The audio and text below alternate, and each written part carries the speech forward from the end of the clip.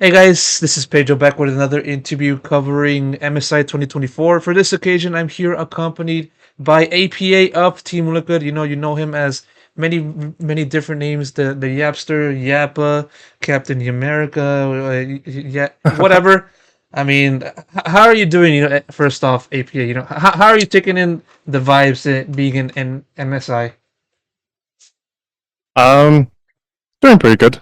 I think for the most part, scrims have been going well. Some days are abysmal, but like 90% of the scrims are actually going pretty well. I think we're doing fine. Yeah.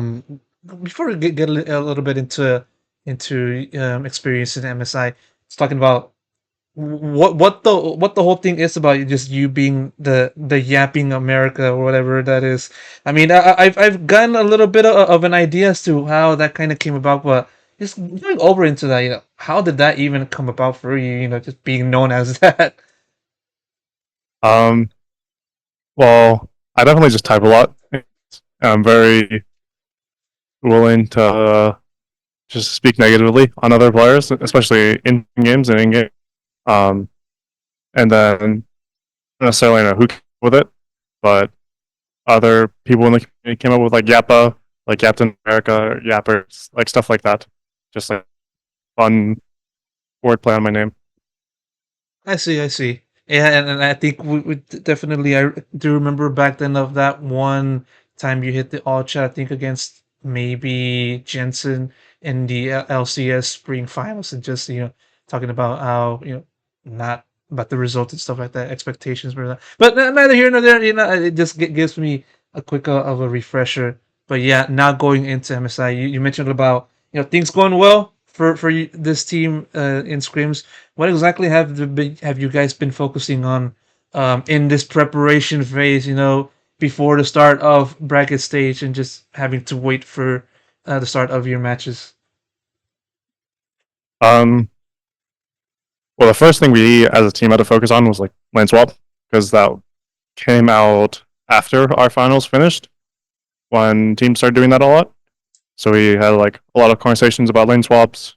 Um, and yeah, like that was the first thing we focused on.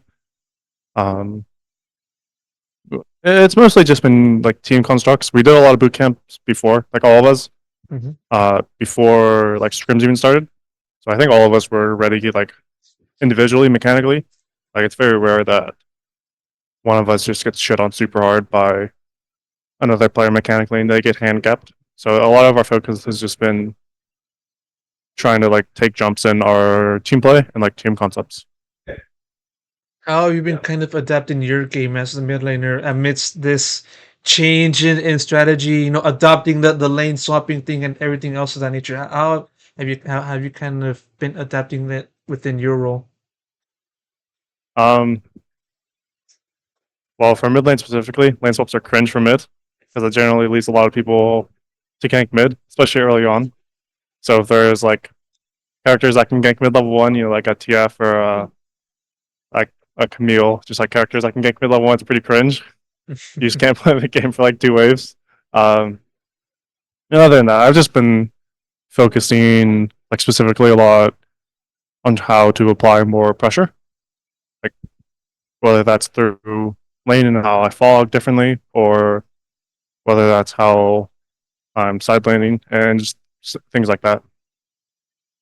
Do you feel like you gotten the hang of it, completely, or do you still feel like it's just a matter of just trying to figure it out in officials? Once that starts, where do you think you kind of have in that understanding kind of aspect?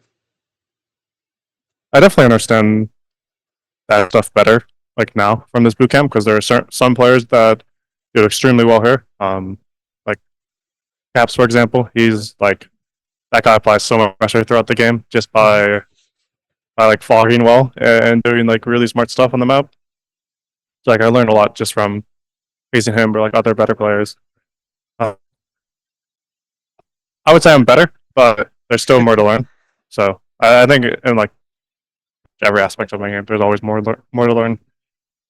What about taking on like the Eastern players? Going off of just seeing or listening to you talk about playing against Caps in solo hero scrims like that. What have you learned from just playing against the Eastern players from from LPL, LCK, and stuff like that? I mean, to be honest, right now, I think we screwed G2 a lot. I definitely learned the most from Caps compared to some of the other players. Not to say that Caps is better or that they're bad, just like I have bigger data of games compared to Caps than to like the other Eastern mids. Okay.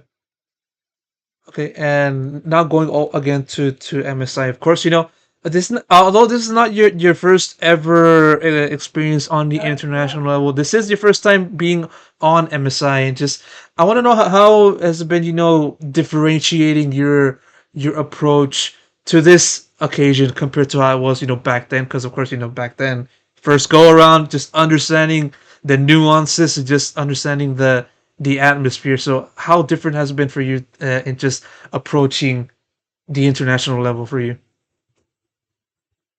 Um, I think I like pretty much the same as last time. Like last time I went to Korea, like pretty much a month before the world started, I played a whole lot of solo queue. I did the same thing this time. I think the only difference now is that I just have an expectation of where the really good mid laners are and really good teams are, like with team play and just individually themselves. But I have not made like too many different steps in how I approach it. Mhm.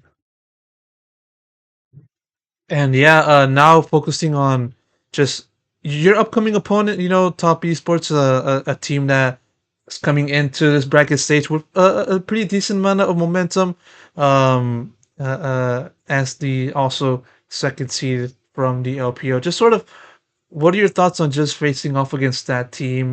Once bracket stage finally kicks off, and also on top of that, facing off against Krem. I think that's the right way to pronounce his name. Cream. I'm not sure.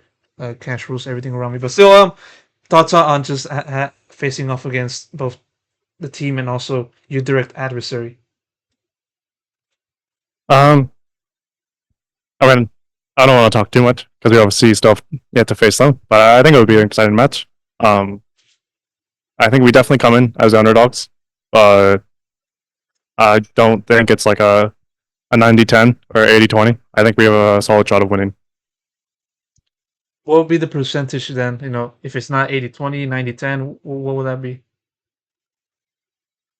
I don't know if I want to put a number on it, to be honest, Okay. but yeah, there's a chance. There's a way. Okay. It's a good way to put it. Okay. When there's a will, there's a way, and when there's a way, there's a chance. So I do understand that.